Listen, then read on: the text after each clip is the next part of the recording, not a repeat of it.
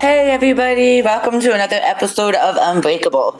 Today's topic is exercise and nutrition with chronic illness. So Kay, why don't you start us off in the first thing? Well, okay, so everybody knows that nutrition can make us feel better or worse. A lot of people are resistant to this idea, though, and I'm not sure why. I think when you start telling somebody what they should or shouldn't be eating, they get quite defensive. And a lot of people also feel like when you say to them, you can use, food as medicine, they start to feel like, well, are you telling me that I caused my illness by not eating correctly? No, we are not telling you that. That has nothing to do with your illness. However, how you eat can definitely make an impact on your joints, your pain, your level of pain, your mobility.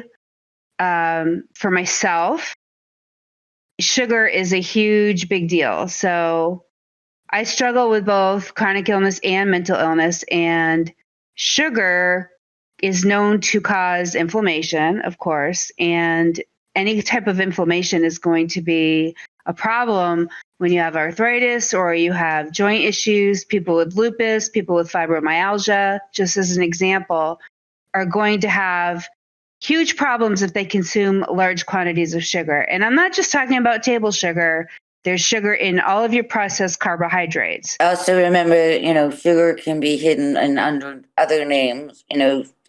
Corn syrup is a sugar. There's sugar in fruit, the healthy sugar, but Right. everything in moderation too. You can't just say, "Oh, I can eat all the fruit I want." No, absolutely not. And there's a lot of hidden sugars in your drinks, in your condiments, your spaghetti sauces. So you have to look at the whole diet. And for myself, take out as many processed carbs as you can, because things like pasta and rice and things like that have, even beans have really high carb content. And all of that adds up to sugar in your body. So it's going to increase your inflammation and make you feel worse. So when you consume sugar, it's kind of like being on a roller coaster, because you consume the sugar, it brings your blood sugar up higher, it brings you up higher, and then it drops you. So somebody who has a mental illness of any kind, depression, anxiety, whatever, you start consuming sugar like that, and it's going to be a problem with your emotions also. The more that I keep my sugar to a minimum, the more even I am. And I promise you, it does help a great deal. But is there anything that you do that kind of helps you with your body and your mind? For me, I fought this for a long time, the sugar thing. Especially considering I was diagnosed when I was a teenager. Come on. Right. Which is hard. I mean, I need to give up sodas and, ice cream. No, you got to be, so I paid the price. I really did. In a lot of ways with that. And the mental state, like you said, as well as physical, where you would end up paying for it later with the inflammation. Mm-hmm. In my case, it's not your joint, but it's all over because it's a nerve pain based. Now, what I've done since, okay, I'm going to just tell you this. Yesterday was the first time in almost a year that I had a soda. It was terrible. I didn't even drink it all. Mm-hmm. I have gotten to a point where I don't need it. I don't crave it. I feel better without it. I've lost a ton of weight because I'm cutting sugar out. Mm-hmm. I've lost a lot of my appetite for carbs as well. I get a burger, I take the bun off and just eat the burger. There's just little different things that I've done for myself that just seem to work and make me feel happier. And we're pretty much on the same page, I think, when it comes to that, because I'm doing all the same things. And what people don't understand is they feel like they're going to miss those things. But after a couple of weeks, even if you go back, you'll just be like, this does not taste good to me anymore, because your body really doesn't want it. Really, I mean, you think about certain soda drinks, and they can be used to clean the bumper of your car, and you're ingesting it. I think I can live without that one. Well, I have friends who drink. We live in the South, so a lot of my friends love sweet tea, and they can't imagine not having their sweet tea. So they consume tons and tons of sugar, and then they have really bad mobility issues. And I'm not saying that they wouldn't have mobility issues even if they didn't drink the tea. Right. But their pain level would be lower. Because inflammation equals pain. It's just the way it goes. So they don't tend to believe that just doing that one thing could make a huge difference. But what I like to say to people is, listen, if it even helps a little bit, is it worth trying? Like, give it a try. Right. Do it for 30 days. If you don't feel different in 30 days, then by all means go right back to doing it. But what do you have to lose? Right. And then, of course, I know you're like really big into herbs and stuff, and all natural stuff. I know that you're big into that. There's a lot of like anti-inflammatory herbs and stuff. Which ones do you recommend? Yeah, so some of the herbs that I found in my own personal experience that have helped me, ginger is a really good one. I usually have a jar of like sushi ginger in my refrigerator, and I also have just regular ginger vitamins.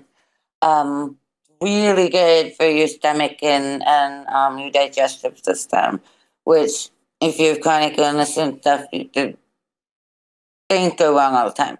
Again, I should say. Turmeric is also another good one. It's not just good in your food, but turmeric is really good for inflammation. And that's like arthritis, and even my kind of inflammation, which is more nerve based, which is rare to find something like that. And then the other one is CBD oil, which comes from an herb, but it only purpose for CBD is to help with combat pain, and inflammation and things like that. Now this one isn't an herb, but I want to bring this one up because it's amazing, which is apple cider vinegar. I know it's weird, but if you find apples, it has to be apple cider vinegar that still has the apple at the bottom, which they call the mother. So it has like the peels and stuff still in it. But it's been proven by many people, professionals, doctors, whatever. It's great for your digestive system. If you have diabetes, it can help regulate your sugar. It can give you energy. I'm pretty sure I just said digestive system. I'm sorry if I repeated. But it also helps with weight loss too. So there really is no downside to it. And if you were to go online and look it up, you just basically take a shot of it once or twice a day, whatever you feel like doing, because it's all natural. Really quite amazing stuff. And speaking of herbs, you actually reminded me of, it's kind of controversial because in some areas it's illegal. It's legal in most of the United States, but certain states are starting to say, nope, can't have it. But while it's legal, there's an herb called kratom, which is basically an all-natural opiate. It can act as a stimulant or a pain reliever and sedative, depending on which strain you get. There's different strains. Okay. And it actually really does work. It's helped people come off of street drugs. That's how good it is. Wow. Yeah, I'm not going to lie. I took it for quite a while when I was in a lot of pain. before I was able to decrease my inflammation. And it helps a lot. It really does. The red is the strain that helps with pain. And it's funny because some people are completely the opposite. There's always those people that are different. Yes. But normally red is for pain. Green is kind of for a middle ground for anxiety and things like that. And then white is usually the stimulant, and you can mix them together and use them. Sounds very similar to how, marijuana, cannabis, you have different. Exactly. And it's made from a leaf. Don't ask me from what kind of plant because I really don't know. It comes from overseas in Asia. Right. In Thailand, it was really huge. Okay. The workers used to chew on the leaves, so that they could work Oh for yeah, I remember hearing about that. yeah.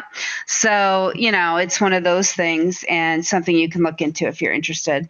Also, to reduce joint pain and arthritis, there's also just foods that you can eat, like berries and beets is one of them. Green tea is really great.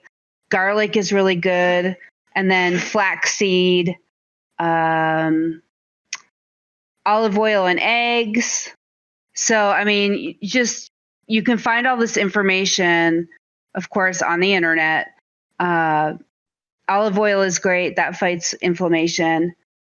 Look into the anti-inflammatory diet, and it'll give you a lot of ideas on how you can start to switch some of the foods that you're eating into healthier versions.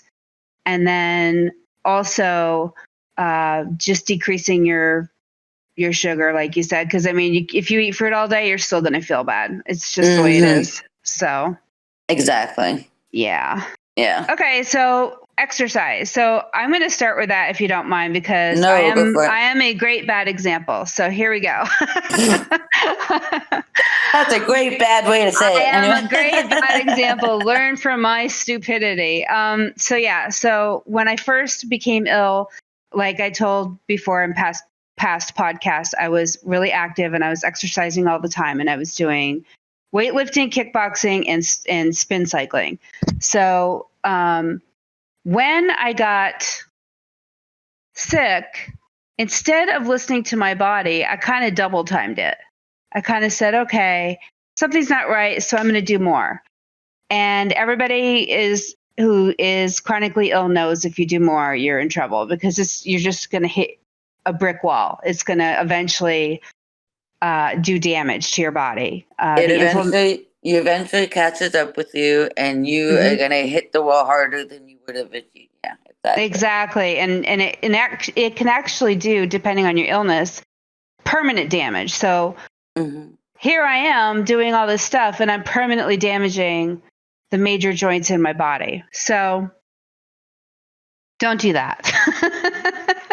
don't force yourself. Please don't force yourself to weightlift and run and walk faster than you can, because you're just honestly doing damage to yourself. So I had to learn what kind of exercises were healthy for me without triggering me into my old behavior, because I can start getting into a routine that's healthy, and then the old me kicks in and is like, well, I'm going to add this and I'm going to do that. And none of it's good for me. So I learned basically for myself, because I do have joint pain, that being in the water is the best thing. And one of the things that my doctor taught me to do is to just tread water as long as you can, because you're involving your major muscle groups, your legs, your arms are getting a workout. And if you just get in the water and just tread water for as long as possible, I promise you will feel it. Yeah. But in a good way. Absolutely. It won't hurt your joints. Exactly. Yeah. And then like walking is always great if you just walk a little bit every day, and everybody has different abilities. So, if you're walking just in your yard, or if you're taking a walk in a park and you push yourself a little further after a couple weeks, listen to your body. When it starts to really hurt, you need to stop. No pain, no gain does not work with us. That's not okay. Mm-mm. So really what it is just getting movement. And a lot of people, I know when my doctors told me, well, I know you're in pain, but if you just move, you have to move in order for the pain to go away. I went, well, that sounds backwards because if I'm hurting, the last thing I want to do is move. But again, the doctor was right, because once I got to the point where I was able to do it, and that's the other thing, my treatment got me to a point where I was able to do it. It actually does help. If I don't move on a regular basis, my joints lock up. Like I get into a really bad situation. So you really need to do some range of motion every single day. Mm-hmm. What exercises do you think are good, Elle? Well, for me personally, I changed over the years because the vision issues. So for my exercising, I'm fortunate enough to have a pool, so I can swim. But I do enjoy walking, and so I will just walk around the pool in my backyard. Mm-hmm. There's some days where I'll do uh over 6,500 steps, in a day. If I Wow. said that right, yeah. Um, so you can do it. It's just you got to find what you're able to do without it coming back to haunt you, as so to speak. Yeah, because if you wake up the next day and you feel horrible, then you know you've overdone it the day before and you need to adjust it. Absolutely. It's like when I go swimming, I love to swim to exercise. I love it. Oh, me The too. only problem is I'm like a little kid that never, I don't ever want to grow up, whatever. I don't know. There's a kid in me. So when I go swimming, by the time I get out, I'm just like, you know, I'm Right. so relaxed and so relaxed. So even though I exercised, I'm super relaxed.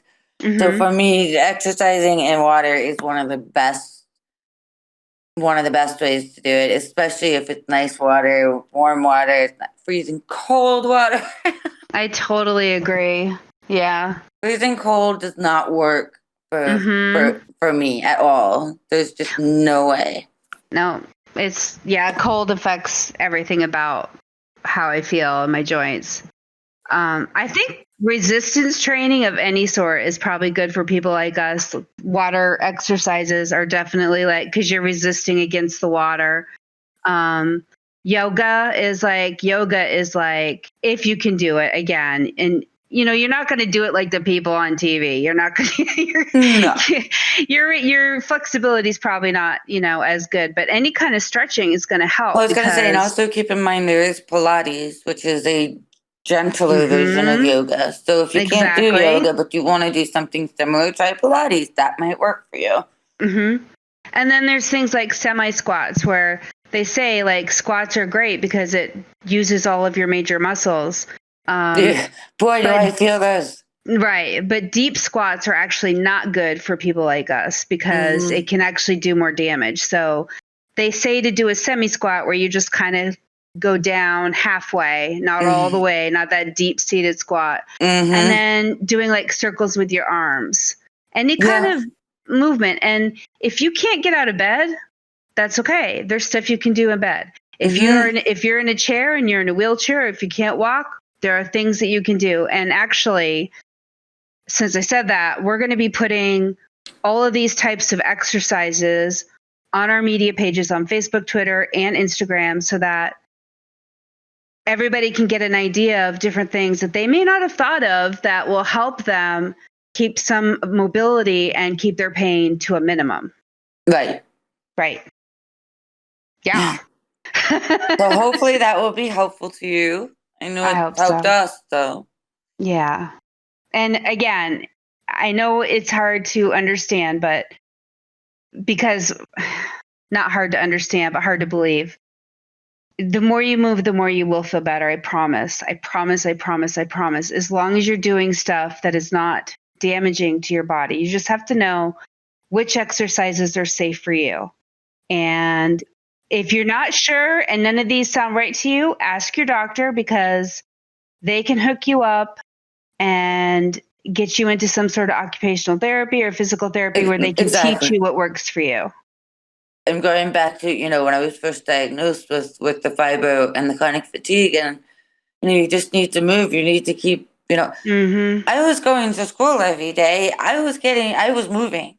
Mm-hmm. It didn't help. It didn't feel like it helped, Right. So it took me a long time, once I got past that, to realize that you have to keep moving. Because when I didn't, the weekends when I would crash, it was, you didn't see me for 2 days because I just crashed. And instead of keeping myself moving somewhat, then I would just end up in the antiinflammatory spectrum. So, Yeah, I notice when I don't move, my pain gets a lot worse really quickly. mm-hmm, mm-hmm. So that's what it took for me to really realize, okay, there's something to this, And again, like with the food, I know people are very defensive about how they eat, and they say, well, it's too expensive to eat better. Uh, Again, there are nutritionists that your doctor can hook you up with that will explain to you everything that we're saying right now. If you want someone to actually work out a detailed plan so that you can have less inflammation in your food, they can show you how to do that and not be spending tons of money, because Right. I mean, it's worth it to, if you can lower your pain even a little, it's worth it. Don't you think? I do. I do. Absolutely. I always prefer if I can do it a natural way as opposed to popping a pill. Hey, yeah, I'll try it. Let's see what we can do about this, Yeah, because for me, I've been able to lower my medication quite a bit. I was on a lot of stuff, and I was able to get off of some pretty harsh medications. And the one medication that I'm still on, I got to reduce by half. So I'm telling you, it works. And I didn't believe it would, but it really does. So That's awesome. yeah. Yeah. You just have to, the worst that can happen is you try it and it does, you don't like it or it doesn't work. There's always another avenue. Just have to keep looking and care enough, to push. Yeah, don't Yeah, give up on yourself. exactly. Hmm. So now, okay, I know, you have some triggers. You have a Yeah, trigger with past exercise I that you. do. I do. Like so if I start to walk every day, I get to this mindset again, like the old exercise freak kind of just starts talking in my ear. Well, you should be doing way more than this. You could run. You need to get to a point where you can run. You really should just get back on the bike. This is stupid. Like walking is not going to help. You need to start lifting weights again because your muscles are weak compared to like all of this. Oh, yeah. All of this stuff goes through my head. So if you're somebody who used to be extremely active, you need to be aware of that, because it's really easy to push yourself too far. And I've done it before, and it put me in a flare that was so bad I couldn't do anything for a couple of weeks. And you don't want to do that to yourself, because every time you're in a flare, you're doing damage to your body, Absolutely. and it could be irreversible. It could, if like with me with lupus, it can attack your organs. It's a dangerous situation to be in a flare. It's not just an inconvenience, it's dangerous to your body. So, Right. And in my case, if I have a flare, I'm useless for, at least 3 to 5 days. So hmm what was it worth to suffer and be useless? To push your, right. you have to remember that. Yeah. Right. So, I mean, if you have any kind of triggers like that, just be aware. And I just Don't keep talk down to telling, yourself, I would yeah, I imagine, just would keep be. telling myself what I'm doing right now is equivalent to what I used to do, because my body has changed.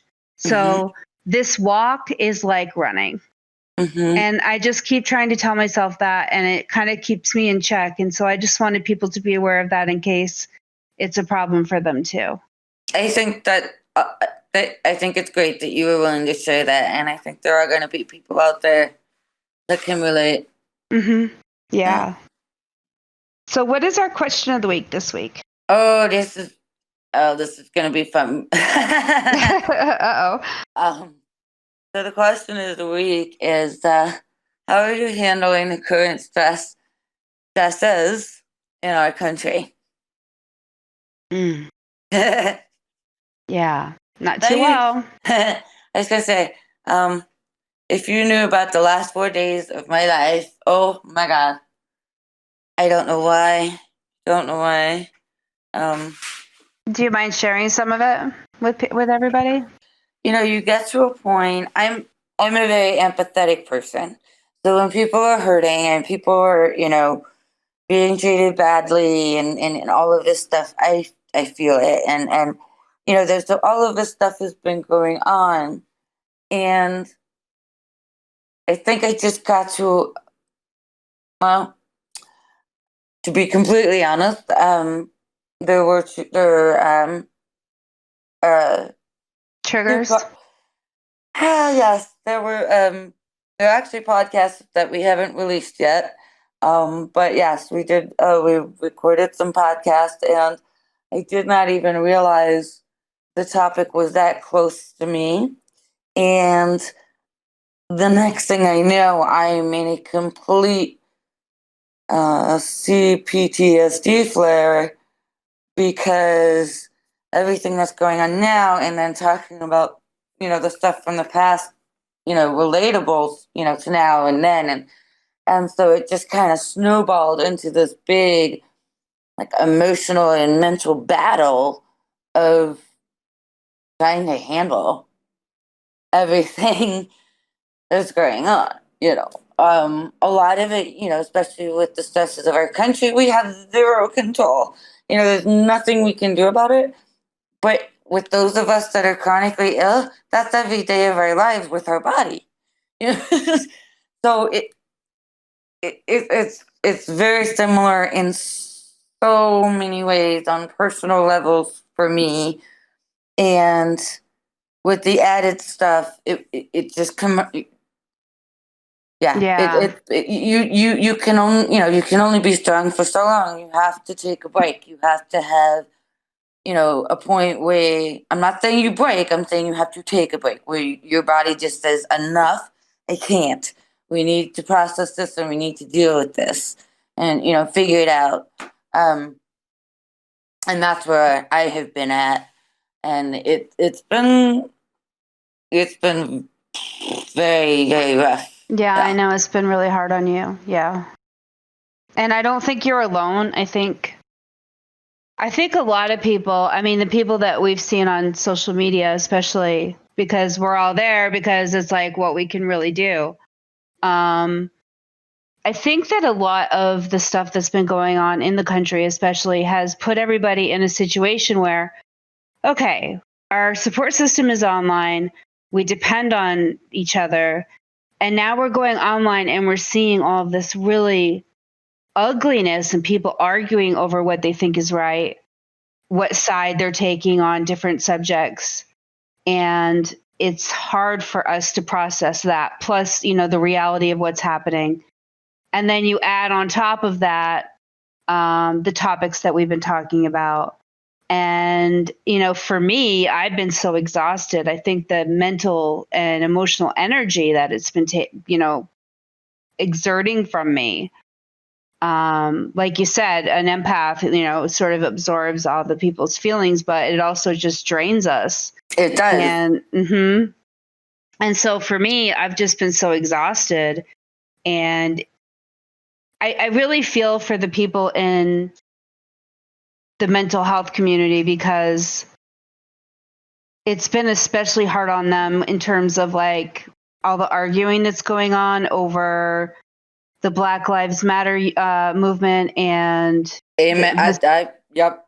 yeah, the stuff that's going on with our president and the COVID situation with some people not taking it, seriously, and others saying, you have to do all of these things.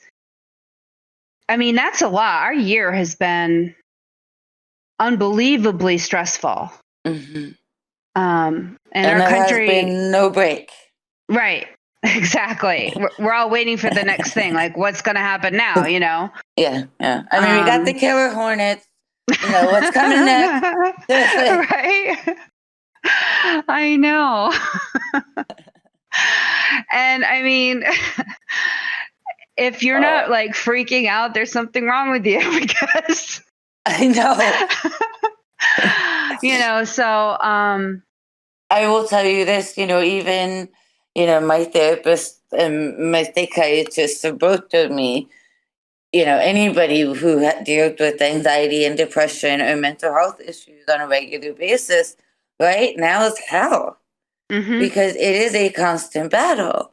Yep. The last appointment I had with my psychiatrist said, I was explaining the absolute, my anxiety just went crazy. I had it under control for so long. And then it just started to go nuts on me again. And it was like, I don't know what's going on, but my anxiety is really bad. I haven't had a panic attack for years. I'm starting to have them again.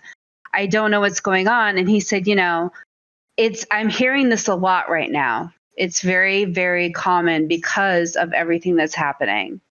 And I actually had to go on a anxiety med. And he said, we'll basically watch the situation. And when things start to calm down, you'll be able to go off it again. But let's just do this for now. And it's common for a lot of people that I'm seeing. So it kind of made me feel better to know that I'm not the only one that's having this issue, but at the same time, it's sad that we're all having this issue, Exactly. I mean, I've been on anxiety medication for years now. And I treat. Oh, me too. I'm on some too, but it just obviously for some reason it wasn't enough anymore. I'm not sure what happened, but yeah. But I was getting upset with myself because I'm like, I only, was very rarely having to take the pill, the anxiety med pill. Excuse me. And, this all, the year started and it's like, okay, now it's one a day, and then it went up. Now I'm up to 2 a day and it makes me angry because I'm like, I don't want to do this. I wasn't there before, and, my therapist basically had to remind me that we are not living in a calm environment right now. You deal with anxiety on a regular basis. You can't handle all of this because there's nothing you can do to fix it. And that's going to drive you even crazier. Cut yourself a break.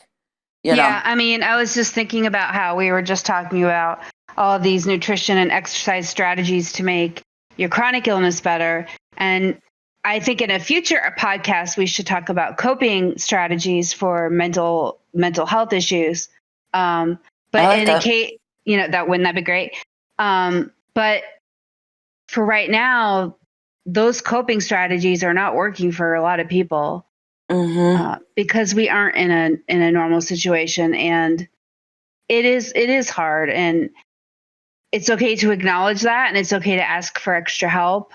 So if you're feeling like we are, I hope whoever's listening, I hope that you do ask for the extra help. It's absolutely one thing I do want to stress too, that my doctors, I don't want to say recommended and I don't want to say enforced either, but I guess highly recommended maybe. But all of their patients, don't watch the news. Yeah. Don't watch the news. Just if you can find a synopsis at the end of the day, short and sweet, great. Don't watch the news. You don't need it. You really don't. Right now it's better off just isolate yourself from it and on a need to know basis. And that's what I was saying. Like a lot of us depend on social media and it's all over the place. But get into your groups, get into your discussions with the people you trust. Avoid it as much as possible. And don't feel like you're being selfish. Your health is the most important thing. And if it's starting to take a toll on you, it is not selfish to avoid all of those subjects. Stay out of it. Do what you have to do for yourself because you are no good to anyone else if you are no good to yourself. Absolutely true. Yeah. And I avoid it. I've been avoiding it. I have too. I have. It just, I can't. Yeah. I think many of us are at that place. Yeah. So what's the topic for next week? The topic is admission into a mental health hospital. And we have a special guest, Angie Roberts, who is a mental health awareness advocate. I think that people are going to be seeing a lot more of her, and so excited to introduce her to you guys who are listening, who don't know her yet, because she's fabulous. Yeah, I'm excited for this one too. I think it'll be great. I think a lot of people will hopefully learn a lot from it. Take the fear and stigma out of getting that Yes, extra help. Yeah. exactly. Okay, and so for our final thought today, what you put at the end of your fork is more powerful medicine than anything you will find at the bottom of a pill bottle. Food is the most powerful medicine available to heal chronic illness, which will account for over 50 million deaths and cost the global economy 47 trillion by 2030. All you need to do is all you need to do is eat your medicine and think of your grocery store as your pharmacy. Now, I also want to add to that again, food is not everything. Some of us need our medicine, and I totally get that. But you will need a lot less of it if you treat food as medicine and change the way that you eat. Yeah, take care of yourself. I mean, your body is your temple, so you should be wanting to eat as healthy as possible anyway, Yep. whether you have a condition or not. So It makes a big difference. Yeah. mhm. If you have a hard time with like compulsive eating and things like that, there's help for that as well. So tell your doctor, be honest with your doctor. There are so many resources out there that can help with whatever may be blocking you from taking good care of yourself. So on that note, I hope that you have enjoyed this episode or at least found it beneficial, interesting, something. Right? And don't forget, to leave us feedbacks or questions. We're here. And as always, remember, you are not alone. And until next time, Bye. See you guys later.